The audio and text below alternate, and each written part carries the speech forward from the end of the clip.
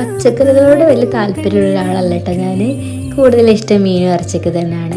പക്ഷേ ഇവിടെ എത്തിയ പിന്നെ കൂടുതലും മീനും ഇറച്ചിയൊക്കെ തന്നെ കഴിക്കുക. പച്ചക്കറി വളരെ ചുരുങ്ങിയ സമയങ്ങളിൽ മാത്രമേ കഴിക്കാറുള്ളൂ.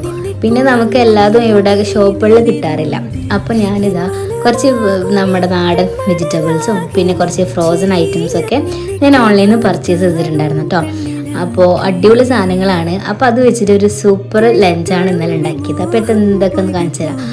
മുരിങ്ങക്കായ കിട്ടിയിട്ടുണ്ടായിരുന്നു കേട്ടോ. അപ്പോൾ മുരിങ്ങക്കായ വെച്ചിട്ട് പരിപ്പിട്ട് കറി വെച്ച് പിന്നെ മത്തി മുളക് ഇട്ടതാണ്.